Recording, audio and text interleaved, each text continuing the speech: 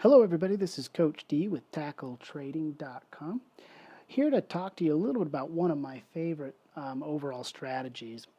I have a position on Green Mountain Coffee Roasters that is currently exposed to some risks. So let me take you a little bit back in time and kind of show you what the position started out as. It started out as a long stock position on this little bullish retracement right here. So on this original little bullish retracement, couple weeks back, um, was able to pick up the stock and did it on this confirmation right here and got filled just right underneath 140. So got a really awesome fill just under 140 and was able to have a phenomenal outcome on the trade as prices ran up. And as it got a little bit closer to earnings, and I was worried about the price of the stock slowing down out here as momentum decreased, as it was trading out near 155, 156, I can't remember exactly, somewhere in that ballpark, what I did was I sold an in-the-money covered call and was able to collect a handsome sum around, say, 18 bucks or so, 16 bucks, somewhere in that ballpark, for promising to sell the stock at 140, an in the money covered call right. And I did that while the stock was trading out here near 150, 556, somewhere in that ballpark. And with the money collected, it moved your break even point down, however many points we collected. And then earnings came out, the stock got beat up a little bit, and the options expired here in November. And the beautiful thing about it is it couldn't have played out any more perfectly.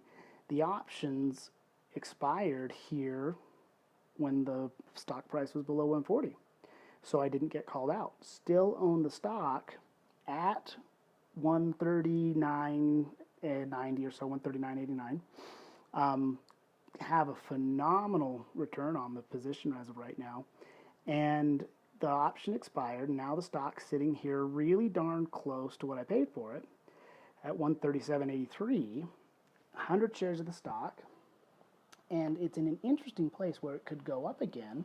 Got plenty of cash on the, by selling the in-the-money covered call on it and cashing that out. And where I'm looking at it, and what I want to discuss with you is how to do a protective call right as a contingency. So I'm looking at this and I'm thinking to myself, okay, one, just as a general sentiment, I think it's sitting in a nice little trend zone. So I'm going to, draw on a little trend line here and kind of look at the, let me pop that out here and go grab the, let's see if I can turn that off. Grab the primary pivot trend zone. And I think we're in a buy zone right now. Overall ballpark. Plus, we know old support resistance neighborhood. And it's, interestingly enough, it's in a Fibonacci confluence zone, which is one of my favorite technical conditions. And what a Fibonacci confluence is where I take a Fibonacci measurement, and I'll take it from this major pivot clear down here at the bottom, and we'll drag it all the way out here to that top. And it's a 23.6% retracement of the big cycle. Then I'm going to take the same retracement tool and I'm just going to measure the last cycle or any of the intermediate cycles. And as I measure it up in here, and I kind of missed my pivot here, let me pull that in, get it to snap in there.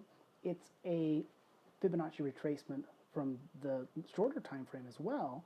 So let me remove that, and they both line up in the same ballpark, 23.6% retracement from the long-term time frame versus a 50% retracement from the shorter time frame. And I can even do it again here and get a 76.4% retracement. So it's overall, it's trend zone, Fibonacci zone, support resistance zone, has a big drop, boom, followed by a little drop, lower shadow. I think the volume story is a little compelling here, as the volume lightened up as it ran up, and then as it's coming down here into that catalyst again, I am noticing the little spike right here in volume right there. So a little bit of an increase, telling me that there could be potential buyers. Now, here's the this situation. I already own the stock. I already have a nice profit on it. And if it runs up, we're sitting pretty. But if it goes down, we don't want to find out how much of our profits we can give up. So I'm sitting here on GMCR, and let me go show you here on the Analyze tab. I got this in the virtual account as well. So I'm going to go show you here the purchase price, own it at $139.85, right there. That's the price we own it at. And it's, you know, down 200 bucks or so at this point in time, below the break-even point. But thanks to the in-the-money covered call right, the year-to-date it's almost 2,900, 3,000 some odd bucks. Beautiful, beautiful trade. So what I'm thinking of is I don't want to cover it up. I could spend some of the money from the profits to buy puts to protect it, which would be fine. I don't want to cover, you know, write a covered call on it and cap my gains unless it drops. And so what I'm going to do here is a protective call right as a contingency. And I'm going to go add the simulated trade here so you can see what that looks like. I can use any amount of time I want. I could use December's, January's.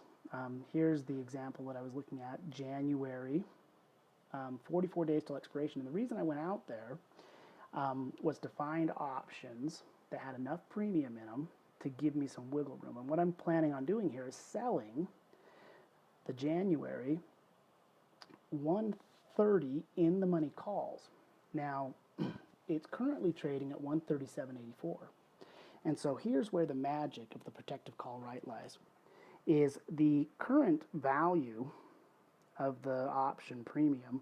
Here we've got the 137.84, and if the strike price is 130, well, we know that the intrinsic value is $7.84. And if I can collect the intrinsic value, the stock could drop all the way down to 130 and not cost me any of my profits. So that'd be fantastic. But I don't want it to cover unless it starts to drop. And because these are going for 10, I could probably, pull 10.50 out of it by the time we split that bid-ask spread.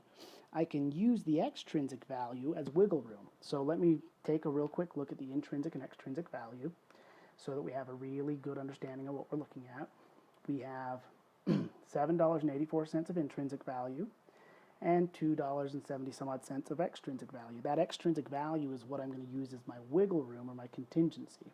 So what I do is I actually put in the order to sell this, and we can collect our $10.50 out of that if we sold it right now. But I don't want to actually do that. What I want to do is I want to sell it for around $7.80, $7.90, collect the intrinsic value so that if it continues to drop, it doesn't cost me any more of my profits. And as I look at the risk profile here, what that does is it will move the break-even point. Now, again, we'll have to say that stock at 139.85. If it dropped all the way down to 130, we're going to give up an additional 784 bucks, bringing the drawdown from the purchase price down 985 bucks. And the reason I chose 130 has to do with simply put where the, let me show you the old resistance support. If it breaks that zone, I think the next logical zone is the 130 ballpark. So kind of in that ballpark, 130. So if it doesn't find support here and run up and drops, I'll sell the in-the-money covered call. If it runs up, I'm going to use this as an if-then scenario. So this is how my protective call right works.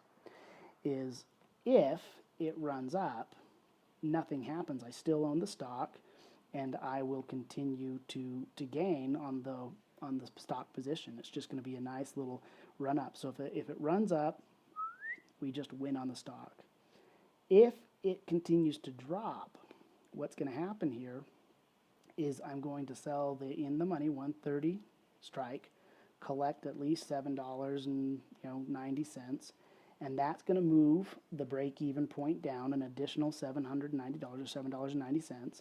And because of the original protective call right I sold before, I've got tons of wiggle room on this. I don't have any real pressure to do that, but it's going to allow me to stay in the trade, maintain my current profitability all the way down to that 130 zone because of the fundamental strength. I think if it doesn't find support here and take off,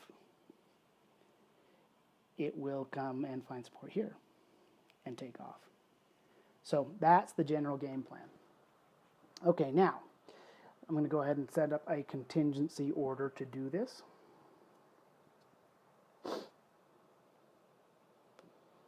As follows.